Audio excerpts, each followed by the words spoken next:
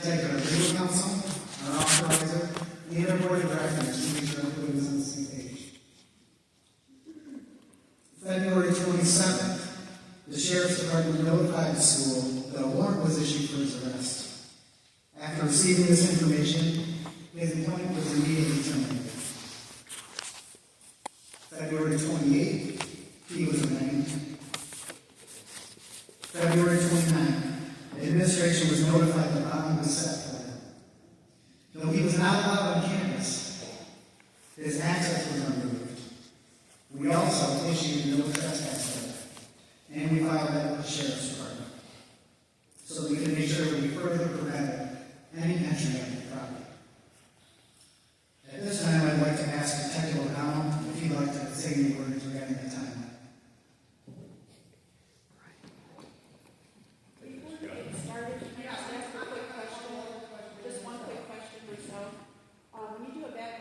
Does domestic violence account for that as well? Because he has 3 accounts of domestic violence that I read from previous. There's nothing in the record.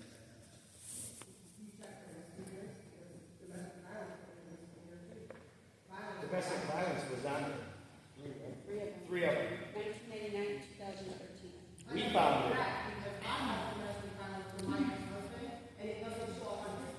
He's like everything's right about this time. We're just nobody, but we found it. But you didn't find it? Thorough background check, huh? Thank you, Mr. Chancellor. I'm Tim O'Donnell, Detective in the Sangamon County Sheriff's Office. I was the case investigator that was assigned to investigate this case. From our office's perspective, we were notified that this was a situation that was occurring the night before that being February 15th. Our deputies, our road deputies, received a police summons to respond to the residence of one of your students.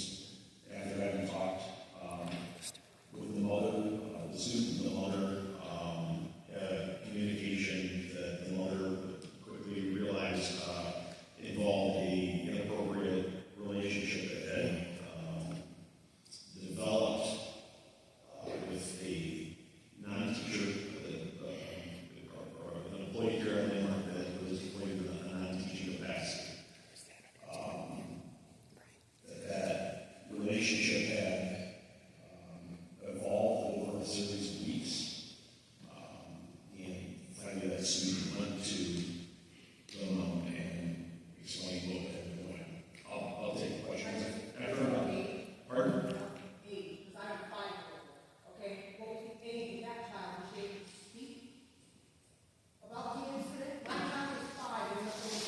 This is high school.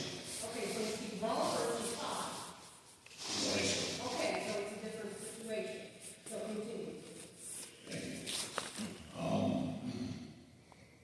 In this situation, we were able to learn rather quickly that there was an inappropriate relationship that had occurred. Our road deputies offered a report that on that Thursday, the 15th, was typed and was on the desk of the Detective Bureau at 8 o'clock that morning. This is my Detective Lieutenant Scott Baldwin. He's my supervisor. We discussed this report as it sat on our desk that morning on Friday. There's 2 detectives that were working that day, and I volunteered to take this investigation.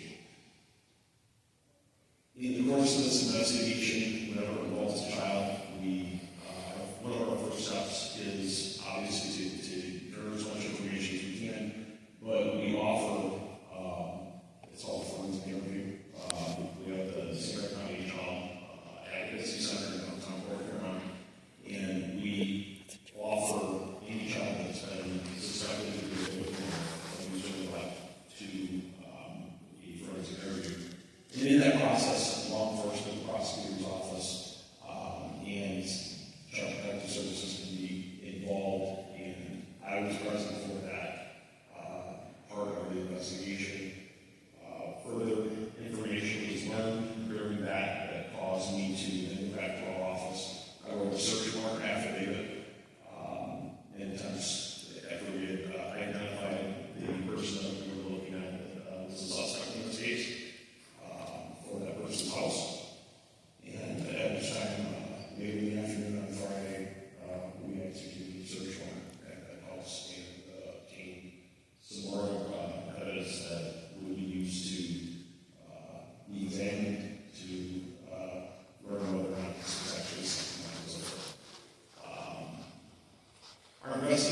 investigation happened rather quickly. Typically, when we do a forensic interview on Fridays, our child advocacy specialists do that.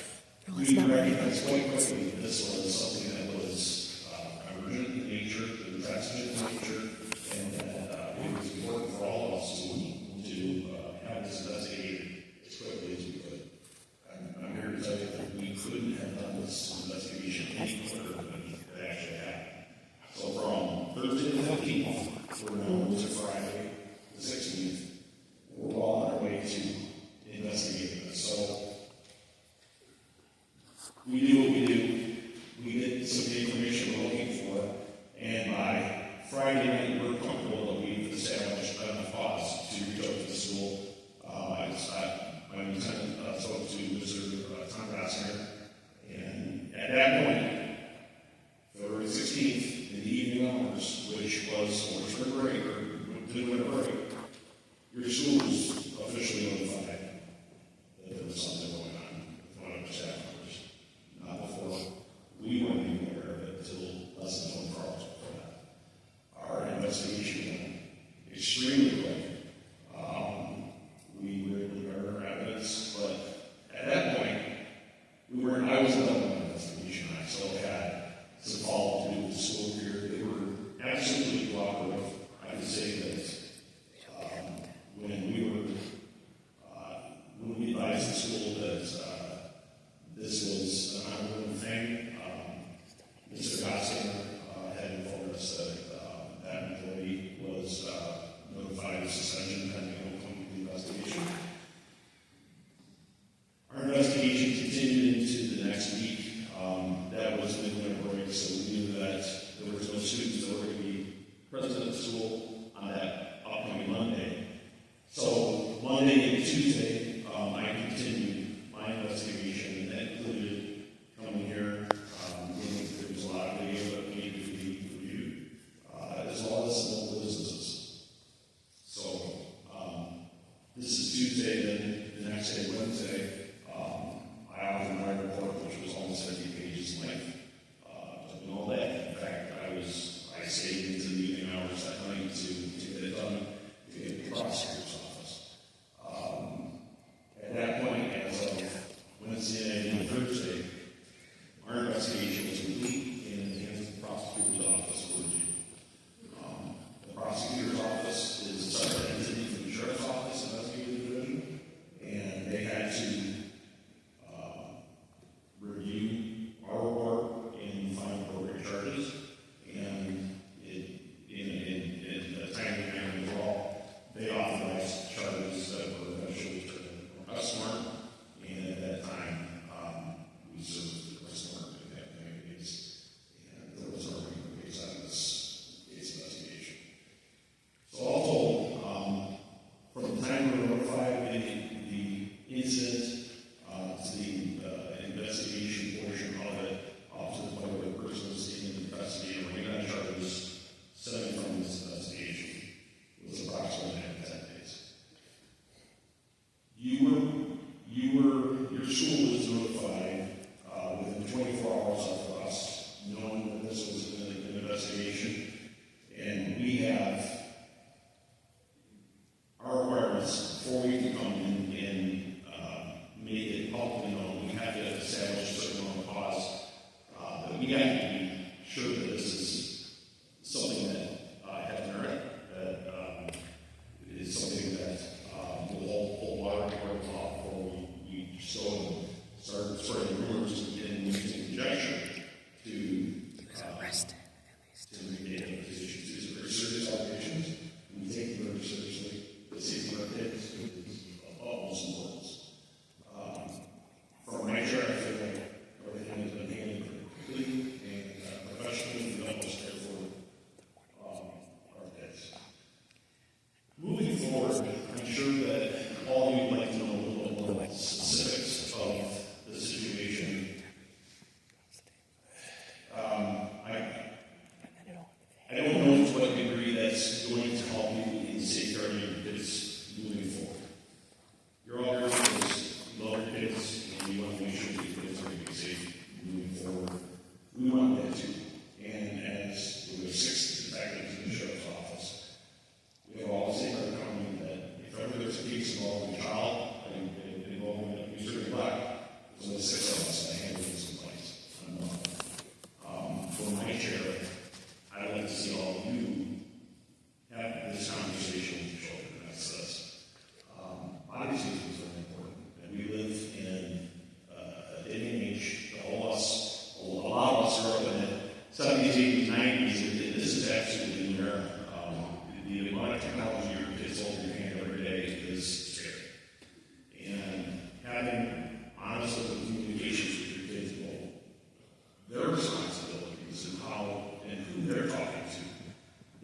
social media platforms, and just by text.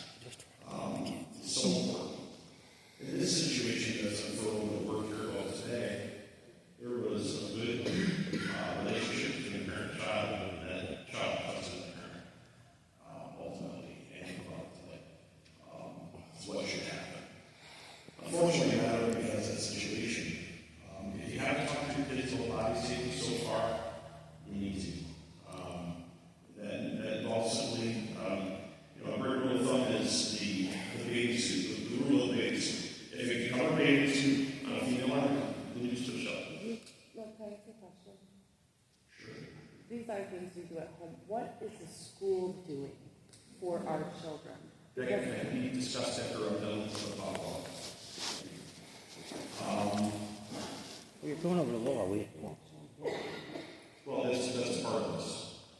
We're all here to communicate with each other. Bathing suits. If you cover a bathing suit, nobody should be touching your child. But you should be touching your child as a parent. Only if there's a medical need to do so.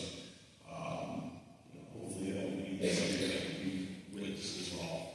And doctor.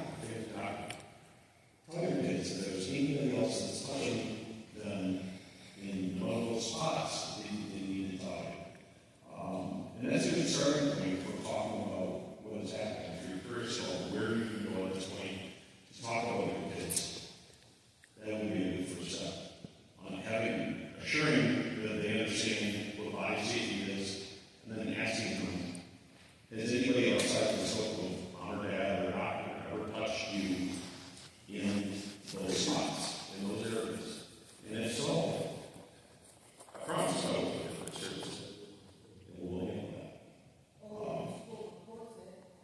that. You can report it to the parent. I tried. I was told it was all correct.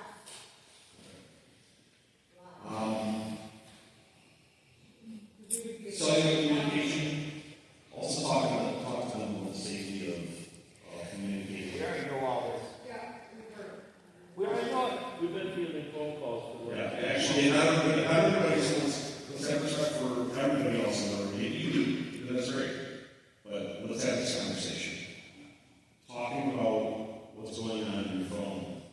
Make sure, and I'm not of the notion that you should grab your child's phone and keep that phone and, scroll through it in an untrustworthy manner where you're handling the child.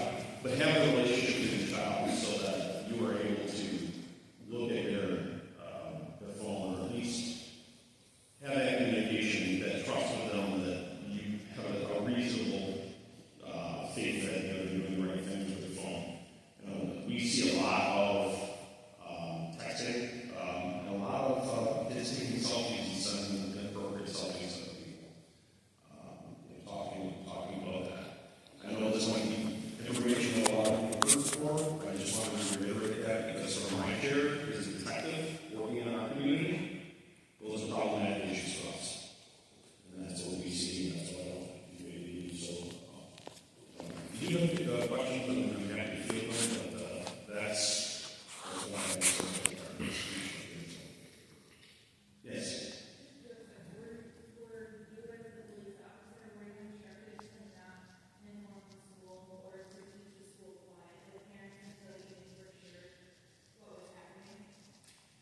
Well, I think any professional entity has to have some sort of clause before they can just ring the alarm bell.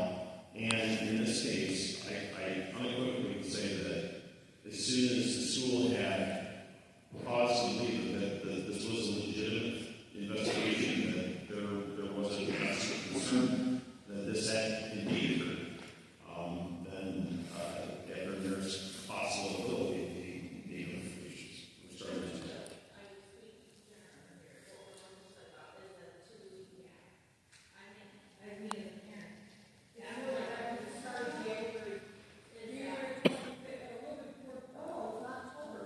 I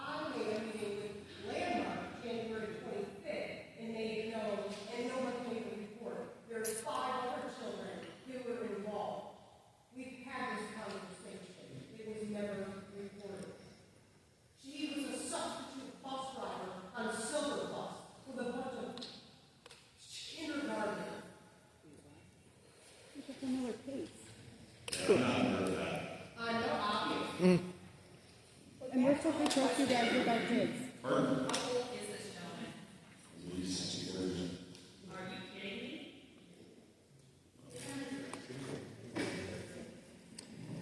Yes. I guess my main concern to just bring up and ask is, as a parent standpoint, I feel like from the moment you know that he has been arrested, I mean, like, you should have been in contact and said, listen, the minute that he is arrested, please let us know so we can inform our parents. We had to find out on Facebook. Yeah. We should have been notified the minute that it was able to be expressed to us, because I think that that's where most of us parents are feeling bad, because you didn't tell us, the media did, or no, a Facebook group did. And that's what's upsetting.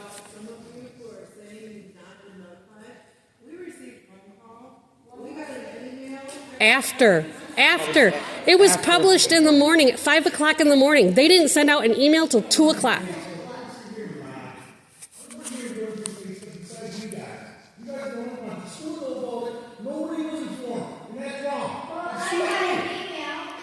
That was after. Who are you protecting, yourself or us? These are our kids. When something happens that affects our kids, we need to know immediately. You don't have that right. You don't have that right. Why don't we know immediately? My child was being groomed. Yeah, no answer. See, you have to answer. And this is There's no answer out there. My kids were on that bus until midwinter break with that man. She could get these certificates, and I was asking her why she got the certificate. She said, I don't know. Candy was given out to the kids. Candy is sitting at a table. I have a lunchroom full. An older gentleman sitting at a table with teenage girls. Where is that okay?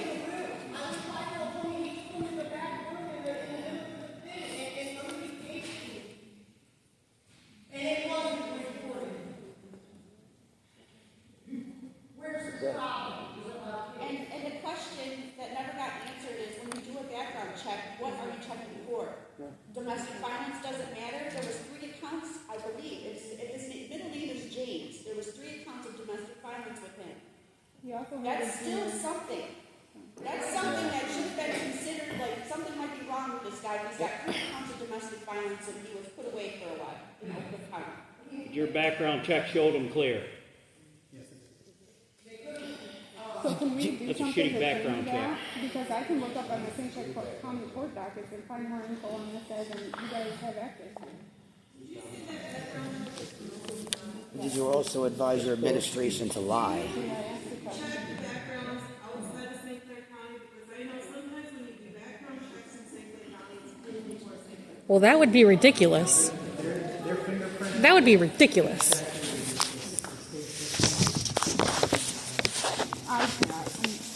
That's not. It goes through both.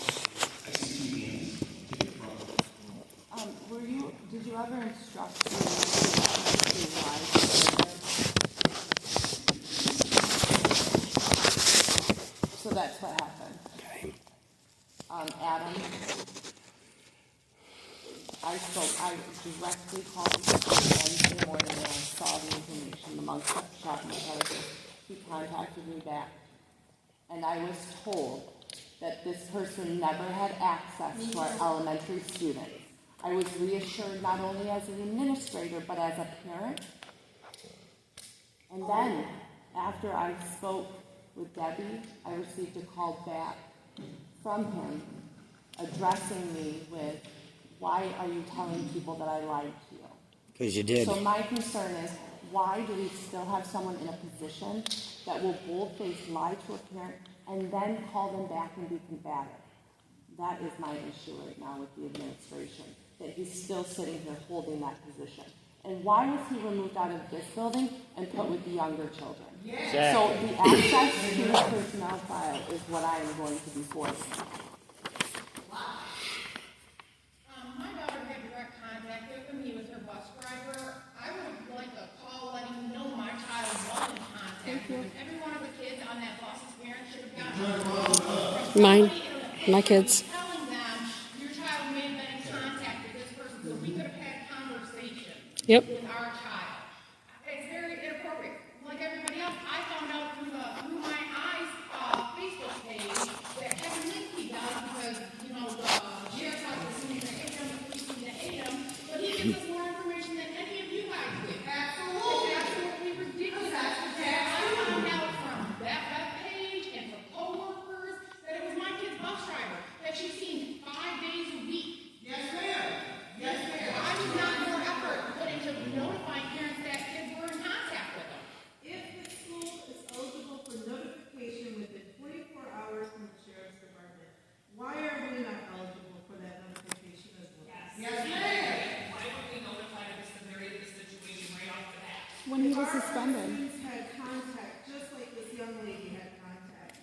We would have been able to have this conversation with our students, report it to the sheriff's department, so there would be more record of it. Exactly. In case there is. Exactly. We didn't get that opportunity. And then I'm finding out later that we're having conversations with our children, we don't even know what the heck is going on because we don't have the information to have these conversations with our kids. Thank you, I appreciate that. So, here are some of, I'm sorry. I have an email from the school on the 28th that notified me about this. Correct, that was the date that we needed. Yes. Yes, it was prior. Late evening. We're gonna break this when, He was suspended following and pending the investigation. Which was the 16th through the 19th. We found out about that. You found out on the We 16th. found out 16th. the evening of the 16th. We notified his suspension for him pending the investigation. He was suspended, and then pending the investigation was on the 17th. So he was no longer, he was separate from the school premises, no longer allowed the school premises. So none of the parents knew that. The day he got suspended is the day we should have known. Agreed. Well, the challenge is on the 17th, we didn't have the information.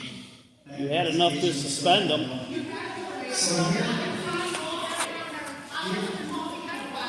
Notified us that something happened. You didn't have to give us specific No information. name, You nothing. just said, hey, there was somebody who had sexual nature, possible sexual nature.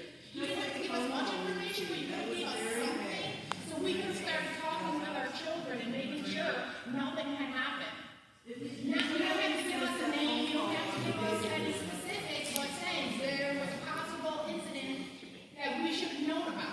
And once we saw that Facebook post, we would have put two and two together. You would have saved your school from getting 1,800 million phone calls by releasing a statement the day you suspended him. We would have put it together. Or even the day he was arrested. Instead of being lied so to. what I'd like to do now is I'd like to go into I'd like to go into some of the questions that I've received and conversations that I've had with many of you, and just be able to address those in this forum. If there are individual questions following this, you are more than welcome to contact me. No, because you don't. I've been waiting for a phone call from you for a year. You don't, and from you, Mr. CEO, my name's Dakota Etzmacher. You told me I could go on my kid's field trip because I got a ticket. I've been waiting for a year for a call back from you. You don't have that conversation. What a pedophile could drive at the job. Nobody in this place has communication.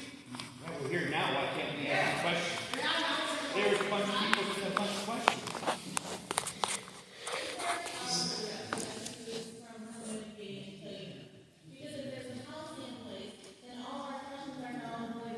No, it's not. We found it online.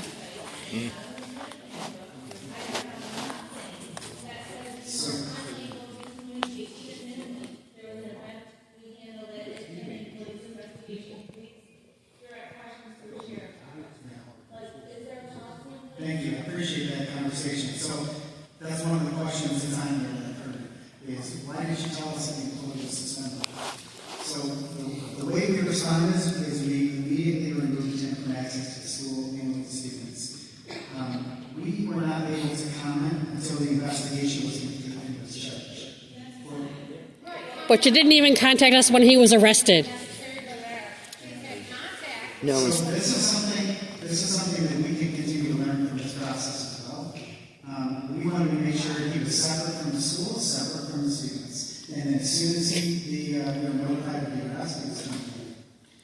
Your administration lied. The question of was he ever around your student? So he was a part-time lunch aide in the middle school, high school lunchroom. He did sub in the elementary lunchroom, and he was a contracted bus driver and subbed on the buses. He was on my daughter's bus on a very regular basis in the mornings. I see him many mornings with her on the bus. So it's not like it seemed like a once in a while thing to me when he was the bus driver. I was seen basically every morning, sometimes alone. So the next question. Yes. Is the landlord hold the contract, or are we renting from another company and they also clear his background check? Met's cleared him. But I imagine they use iChat because the description on their website does not match how he got. If he does have DV charges, he should not have been hired. So not only did he clear your background check, but he cleared the background check for the company that we use to employ the bus drivers. Is that my understanding? Also, So another question I received was that he heard that he was in the lunchroom working the week of the 19th, and then he was on the bus. Why was he allowed back on school grounds? So that is not accurate information. He was suspended first thing on the 17th following notification from the Sheriff's Department, which came on the evening of the 16th. We held an emergency middle school, high school staff meeting Tuesday morning at 7:30 to notify the team that he was suspended and no longer allowed on the property pending the investigation. The elementary building was notified shortly thereafter. We verified with the hospitality and lunchroom staff that he was not allowed on the premises following his suspension. And then as an extra caution, we reviewed all of the lunchroom video recordings for the week of midwinter break to make sure that he was not here. We have not seen nor received any factual information that violated the suspension at the end of the campus following the suspension of the 17th. We have, yes. can I ask a question? So there are many people talking about this on social media. Are you going to put out a response? So our primary concern, and I realize that this is a challenging discussion and it's very upsetting. I completely get that. I get that as an administrator, I get that as a parent. Our primary concern is the well-being of our students and ensuring that we communicate with our landlord families. I understand that you want to be communicated with earlier, and I appreciate that, and we will continue to have some of those discussions moving forward. But There needs to be consequences. And then what are you doing to speak with the students about these types of issues going forward and be able to talk with our staff? We're going to sit down as a leadership team and have some discussions about what's appropriate for those type of conversations so that we can make sure that Should have already been done. Student Should have been done when they do their is own uncomfortable in investigation. some way with as they know that they can come up in the world. So we have not worked on what that full plan is. Why? Yet. But that is a top priority for us to have that discussion as a team. And we'll be involving our other key stakeholders to make sure that that's part of our process and our plan. It already is, but we want to make sure that it's reviewed. Listen, I appreciate all of you coming. I realize this is a very challenging topic, and we've got a person who made an incredibly terrible decision. And he's the one that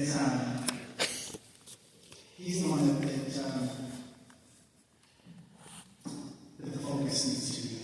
And we really want to make sure we take care of our students. You should have notified us. No, the focus needs to be on the So we want to provide you this necessary information while at the same time not jeopardizing the ongoing legal process. He was already arrested. They still didn't tell us. Listen, I don't mean to be patronizing with this. I mean this truly. It takes a village for us all to protect our kids. These are all Well, you our failed. kids. You trust them with us. Their safety doesn't start and stop when the bell rings here. Rather, as you know, it's a 24/7, 365 effort that involves all of us. We appreciate, care about your children, and we appreciate all of you. Thank you for coming tonight. If you have further questions, you're welcome to contact me. You're welcome to contact me. Answer the questions right now. Right, why did We have questions, answer them right now, face to face. This is just like the press release. The press release.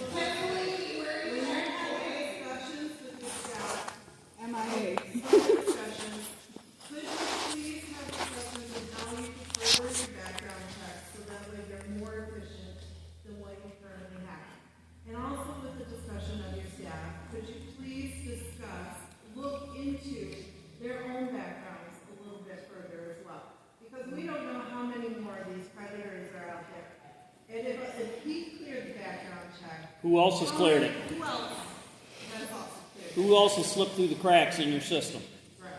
It's not just their system, it's the same one that the company that. Oh, exactly. The bus driver also loses, so we slipped through two different companies' systems background checks.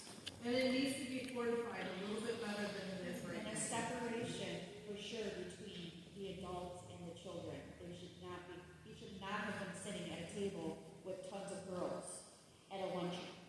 Why is that? Why is that allowed? Why did nobody say anything? There should be an education with the staff to look out for each other in that type of situation. If there's one particular individual who seems to be gravitating toward a certain group of kids for whatever reason, the staff needs to be educated in this area. It can't just be, one individual looking over the entire staff. Everybody needs to be looking out for each other. But there's nothing to address that. It's just to cover it up. You said that you guys are going to get together to figure out something to make this better. Why didn't you, or how to talk to your students? Why didn't that happen when you knew the investigation started? Because guess what? The kids should already being talked to. But they're getting yelled at for discussing this. By the Exactly. people. Predators have been in the communities, they're everywhere, there should have already been a plan in place. Thank you. We just got a life lesson on how to parent. But there's no policy put in place on how to manage it. Already be prepared. We already know how to parent. Things happen because they're not prepared in the first place.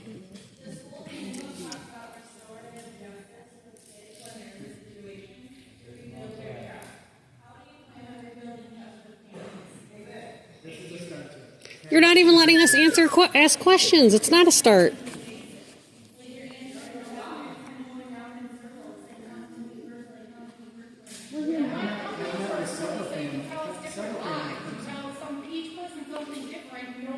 We're here now. That's what it seems like.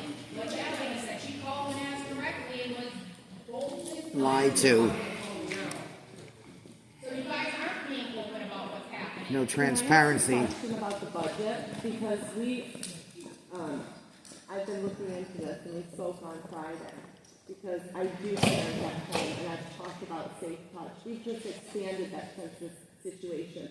She's got a bubble. Don't go inside my child's bubble. Right? That's what this situation did. I expanded it because I do parent at home. The problem that I have is the transparency budget, because we're allotted by Title IX to have this kind of training in our schools. The things that I suggested to Adam and yourself on Friday, right? Tools. Let's get tools. We can't change what's been done, but moving forward, we need to be better. Right? I send my child to you. 7 hours a day, 5 days a week. What are we going to do moving forward? So the transparency budget, where is this money going? We are allotted under Title IX for these trainings. I have Aaron's Law, I have Safe Touch, there's enough. There's so many tools that we have, and we're getting they're the gonna money discuss by the it. federal government. So where is that? Where is that? We can't change what's been done, right? He's charged, they're taking care of it. You guys did fail us, because when the staff was notified on the 17th, so staff, part of that is parents. So you notified some of the parents, and there might have been volunteer parents in the school that were notified, but not the rest of us. There's an opportunity, right? But what are we going to do going forward? Because when I pulled up that transparency budget on the website, there's nothing transparent. For $14 million, there should be more than 12 lines on that budget. So this is the things that we need to be discussing in an open forum. Because this is how we grow and get better. And we need to remove the people in those positions that feel it's okay to lie Yes. and then be combative. Yes. Because that was completely inappropriate. And thank God that my daughter was sick on Friday. When he called me back and said, "Why are you telling people I lied to you?" I'm sorry, did you Because you tell me did. the truth? No, you told me that this person didn't have access to my most precious gift. Right? Because at that moment, if he did, then I could act as a parent. I could have sought counseling. I could have sought medical attention. Earlier. But it was, I assure you, Alyssa, that he didn't have access to your child. As an administrator and as a parent, that was the confirmation that I was given. He needs to go. Sorry. That's where we need to start. Exactly. And then we need to implement these things that we are given money for as as a school. You're already getting And I money. want to see where this money is going. Appreciate your comments, and we will. They don't care, the only thing they care about is their profits. Well, that's why I want to go see the budget. Where is the money going? Let's see that. Tell me why my son is telling me that in his class, a little boy is taking a ruler and cutting himself. I'm part of all of this other bullshit. Where is the teacher? Where is someone to stop that little boy from doing that? Where is my son who's on the spectrum and needs speech therapy? I didn't know for 6 months that his teacher was fired, that he wasn't getting the things that he needed from school. Well, I'm a single parent working. Better You can't even ask communication. us how... I can answer that. No, First of all, yeah, the teacher's because this right place in. only cares about profits. That's why. Thank you all. I appreciate it. I know this is very challenging, and we will work to be able to put some steps in place and communicate with all of you. Have a nice night. Thank you. Oh my God.